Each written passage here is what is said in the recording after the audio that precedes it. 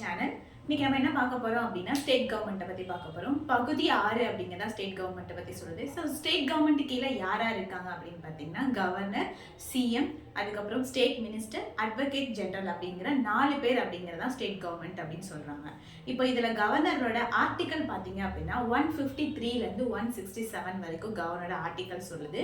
இப்போ கவர்னருக்கான பவர்ஸ் என்ன அப்படின்னு பார்த்தீங்கன்னா இவர் ஒரு நிர்வாக தலைவராக சொல்றாங்க.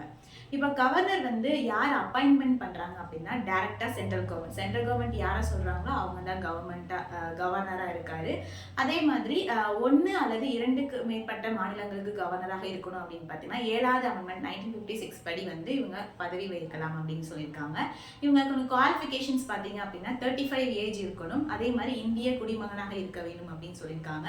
இவங்களுக்கான சேலரி பார்த்தீங்க அப்படின்னா வந்து பார்லிமெண்ட் தான் நிர்ணயம் பண்ணுவாங்க.